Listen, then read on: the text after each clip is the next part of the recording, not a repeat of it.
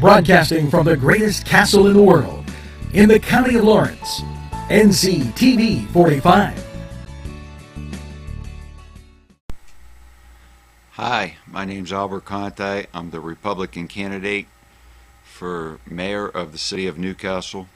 I want to thank Angela Parada and NCTV45 for having me today.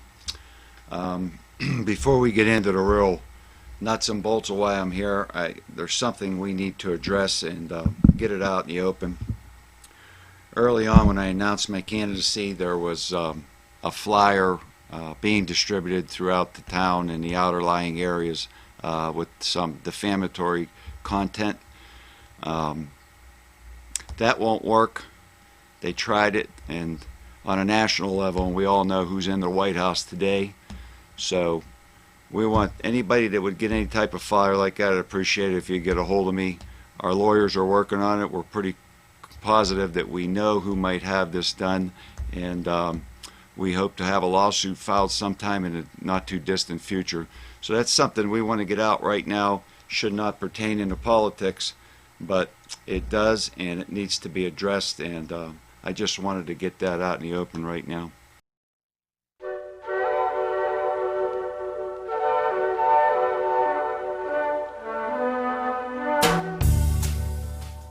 The reason why I'm running for mayor is our next mayor is going to encounter several challenges. Not only the roads and infrastructure, we have to begin our descent out of Act 47, our 3-year exit plan. And if the voters and taxpayers of this town put an inexperienced mayor up there who has not been in this system, currently been in the system, understands our finances, he or she will be getting paid to be on a learning experience. It's more vital now that we have a mayor that has a direct plan for exiting Act 47, and it's exceptionally vital that we have a mayor who understands infrastructure. There's never been a better time to have an infrastructure-minded mayor, and I feel that my qualifications suit both. I have running a public works department is no more than a business that does large site packages. I have 30 years experience in infrastructure, and I have 7 years experience at managing and facilitating a multi-million-dollar budget as being the city controller. So I know that what I can bring to the table is head and shoulders above any other candidate out there right now.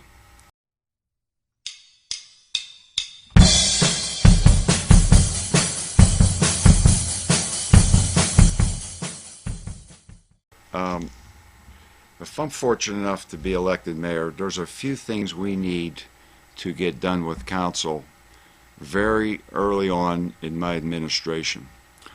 The blight situation. Everybody has a great deal of concern for blight, and well, we should. Absentee landlords have helped destroy our property value throughout the entire city. They buy these homes at the free and clear sale. They turn them into HUD homes. They live in New York, Boston, all throughout the country. We're sitting here faced with having to see these homes while we pour our hard-earned tax dollars into our house. My plan would be to create and have council create an act where we have to have a property bond as an absentee landlord. In my business, if you bid a public dollar job, you produce a bond. If you default in any way, they pull your bond, they complete the project for you. I don't know why this shouldn't be for absentee landlords. We establish a criteria package, and for every house they buy, they have to issue the city a property bond.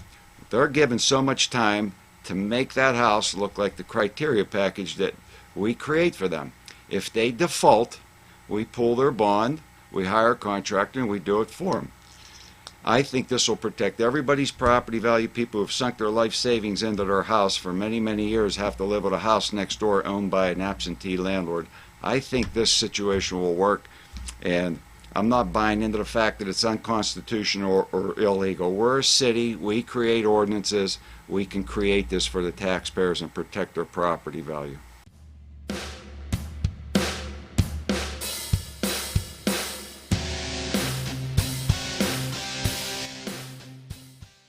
So one other thing that we're going to try to do very early on in my administration with council is, being a city controller, and I see these checks going out the door for our demolition, residential demolition.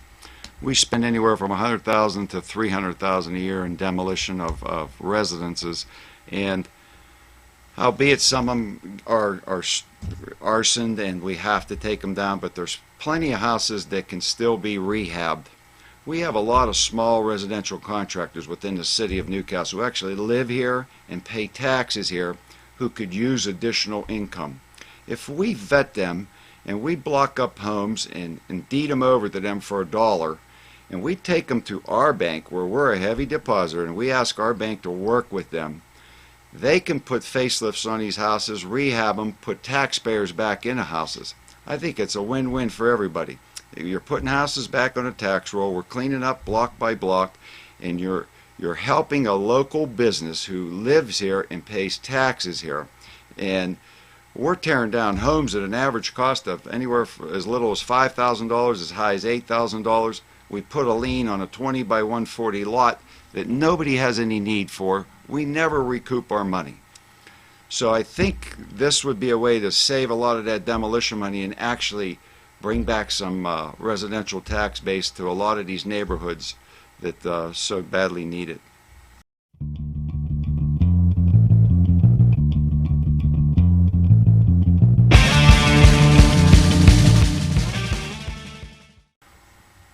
Also, very on into my administration, I'd like to get council to work with me on one other issue. And I met with residents throughout the east side, south side.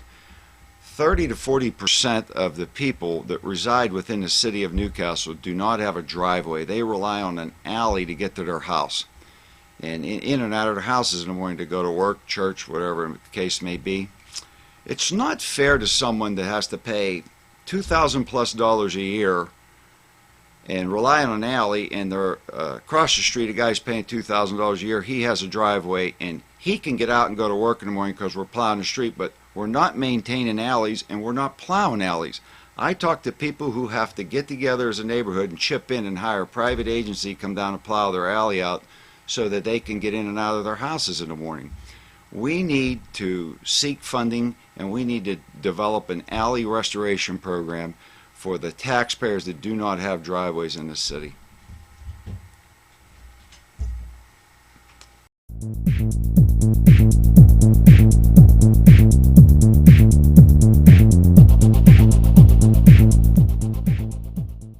Another thing that's been on my mind a lot the last couple of weeks, I'm in the building every day, and I see seniors come to tax claim, and they're literally crying because they can't afford to pay their taxes, and a lot of them are delinquent. This council voted on hiring Portnoy Law out of Pittsburgh to write the residents a letter when they're delinquent. The letters go anywhere from $50 a letter to $400 a letter, and as high as $800 if they have to file lien against the residents. We have a treasurer and we have a solicitor. If they can't get the job done of collecting the taxes, and we need to go to outside sources to do that, why can we not hire a young lawyer in the city of Newcastle who actually has an office here, pays taxes here, and do it for much less?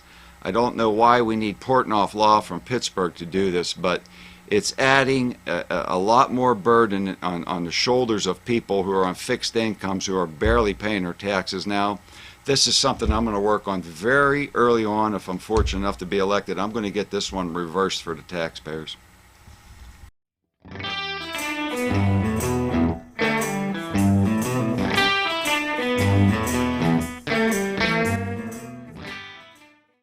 Some time ago, we had to tear down a building on the river along the New Grove Street Bridge, and being a city controller, I had to sign this check, and it was very, very disturbing to me. I just don't understand why the taxpayers have to shoulder the cost of tearing a building down for someone that we put up $1.2 million and gave them a building for $1. And not only do we give them the building, we give them free parking places and 10-year tax abatement.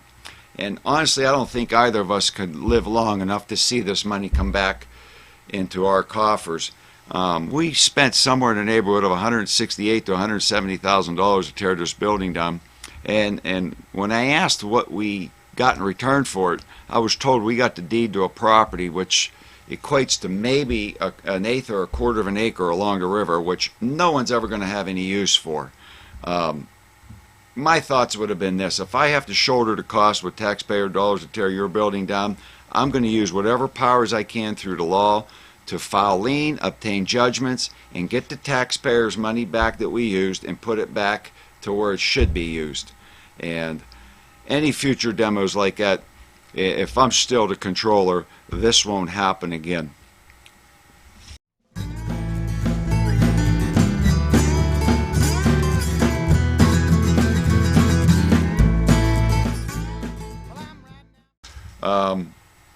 One final thought before I close this segment out is our Act 47.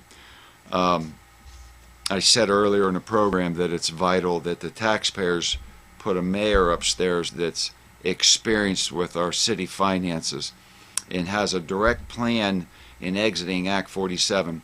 Because if we exit Act 47 at the wrong time without a plan, we're certain to be in receivership within 6 months to a year. In Governor Corbett signed into law the Act 199 in 2014, which set deadlines for cities to exit out of Act 47.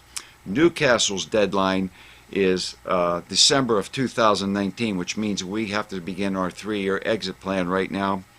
And for those who don't know, the residents pay 2%, 2.1%, commuters pay 2%.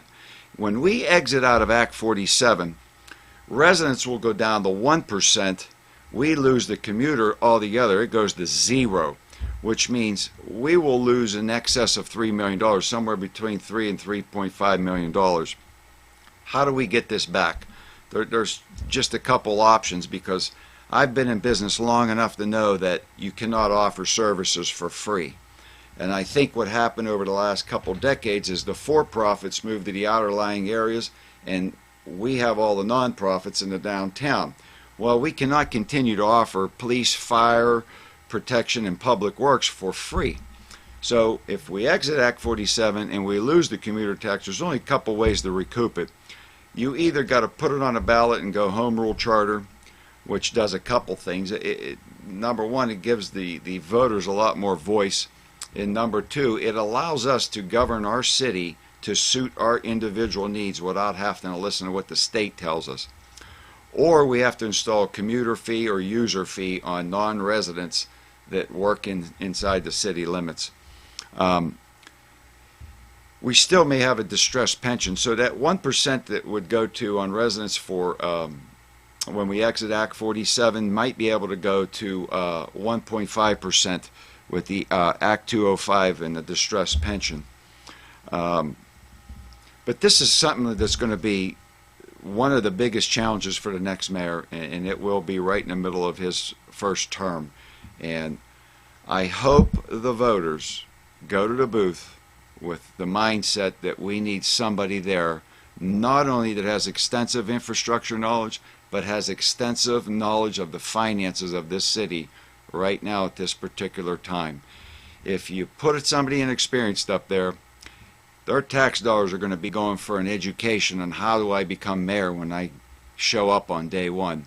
The next mayor needs to be experienced in this and needs to be able to hit the ground running on day one.